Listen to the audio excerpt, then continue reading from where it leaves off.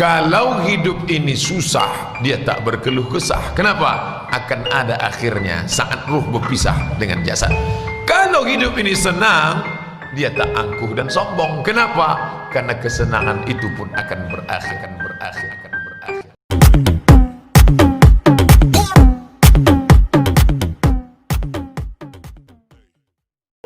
Terlahir dari rahim seorang ibu, dari seorang ayah yang tidak bertanggung jawab, lalu kemudian dicampakkan di dalam sebuah kotak kardus seperti sampah, ditampung oleh panti.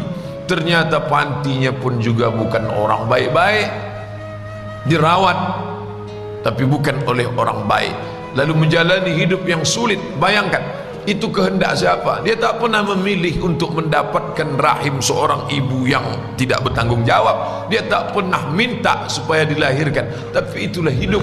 Akhirnya dia tetap menjalani itu dalam keadaan fisik yang tak sempurna. Orang tua tak lengkap, fisik tak sempurna, tapi hidup terus juga berjalan. Orang tak boleh mati bunuh diri, karena bunuh diri tak menyelesaikan masalah dalam ajaran Islam. Sampai lambat laun, sampai masanya menikah pun juga tak mendapatkan suami yang layak, mendapatkan orang yang juga tak bertanggung jawab. Sudahlah orang tua tak lengkap, tak sempurna, mendapatkan orang tua yang tidak baik, lalu kemudian mendapatkan pendamping hidup yang tak semestinya. Dari hasil pernikahan itu dapat pula lah anak-anak yang juga tak berbakti. Apalah lagi nikmatnya hidup. Coba bayangkan, indahnya senda gurau dengan ayah dan ibu tak dia dapatkan. Nyamannya hidup di bawah lindungan, naungan seorang suami juga tak dia dapatkan. Bakti seorang anak pun tak juga diperoleh.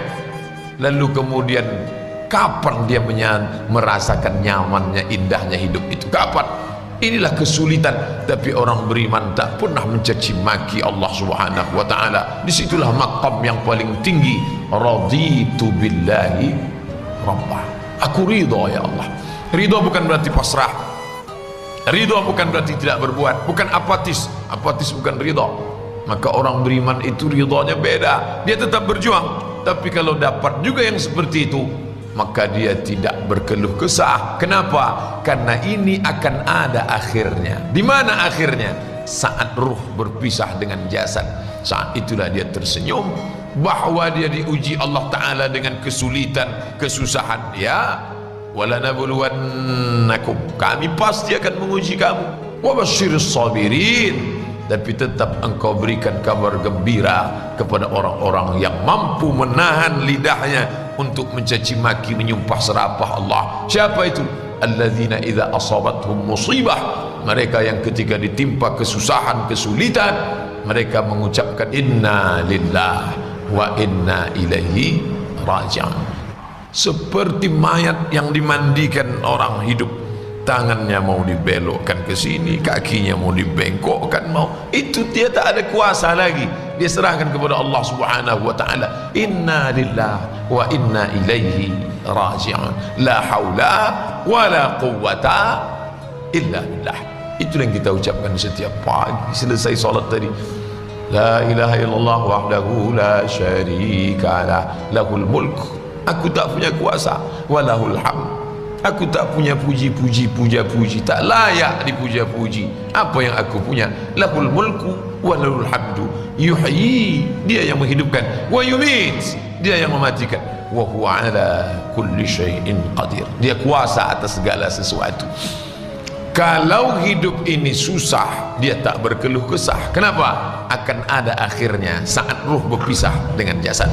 Kalau hidup ini senang, dia tak angkuh dan sombong. Kenapa? Karena kesenangan itu pun akan berakhir. Menikah masalah, muncul anak tambah masalah, nambah ini tambah masalah, pergi tempat kerja masalah, jadi masalah. Hidup ni kalau sudah masalah, itu menengok baygon macam Coca-Cola. Naik ke menara masjid, nengok ke bawah macam sejengkal, bawaannya mau mati aja, mau terjun. Maka ada masa-masanya orang itu istirahat. Dunia sijnul mu'min. Dunia ini sijin, penjara Ad-dunya sijnul mu'min. Dunia ini penjara bagi orang beriman. Penjara itu kan tertahan, makan tertahan, minum tertahan, nafsu tertahan, mau keluar tertahan. Dunia ini pun kita tertahan. Mau makan ini tak boleh, mau minum ini tak boleh, mau tengok ini tak boleh. Sedangkan di surga itu la maqtu'atu wa la mamnu'ah, tak putus dan tak tertahan.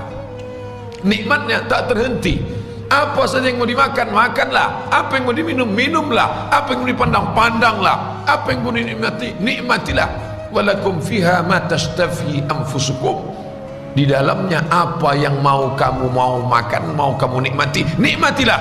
Walakum fiha ma tad'un. Apa yang mau kamu nikmati, apa yang mau kamu dapati, tak ada tahanan, tak ada batasan. Maka dunia ini disebut sebagai penjara karena kita berada dengan batasan-batasan. Bapak Ibu yang dimuliakan Allah, maka dalam Islam diajarkan berapa sulit, susah, ribet, suka duka hidup ini dia akan berakhir. Abdul Somad sedang menasehati dirinya sendiri dengan bacaan hadis, dengan firman Allah, dengan sabda Rasulullah. Karena tak ada yang dapat mengobati hati ini selain daripada kalam Allah dan sabda Rasulullah dan zikir. Ala ketahuilah, bizikrillah, dengan memperbanyak zikir tatmainnul qulub, hati menjadi tenang. Salah satu makna zikir itu adalah melihat ayat Al-Quran, melihat hadis Nabi Muhammad sallallahu alaihi wasallam. Tapi saya tak pula ingin setelah mengkaji ini Bapak Ibu bawaannya mau mati aja. Saya tak ingin kita keluar dari pengajian ini atau setelah berakhir ini nanti kita salat sunat isyraq lalu Bapak Ibu doanya, ya Allah susah betul hidup nih, kata Pak Ustaz, akhir daripada hidup ini adalah istirahat, cepatkanlah istirahatkan aku. Bukan itu maknanya. Mati tak boleh diminta, mati tak boleh dicari. Kita tak lari dari kematian, tapi kita pula tak cari-cari mati, larut-larut dalam kesedihan hidup, tak boleh. Kenapa? Karena hidup ini memanglah dia ujian. Banyak betul soal ujiannya Pak Ustaz. Kalau tidak mau diuji, jangan masuk ruang ujian.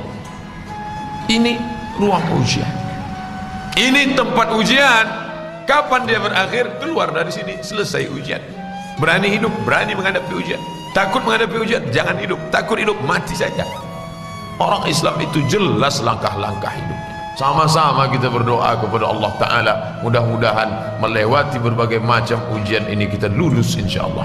Amin ya Rabbal Alamin. Sehingga ketika kita tinggalkan dunia ini dalam keadaan tersenyum. Kenapa dia senyum Pak Ustaz? Katanya mati itu sakit, katanya kematian itu sedih, katanya takut, terbujur di rumah sakit, keliling anak, cucu, menantu, sahabat, menangis mereka. Kenapa dia tersenyum Pak Ustaz? Dia sudah istirahat, dia sudah tenang. Adapun sisa hidup kita ini kita manfaatkan untuk yang baik-baik.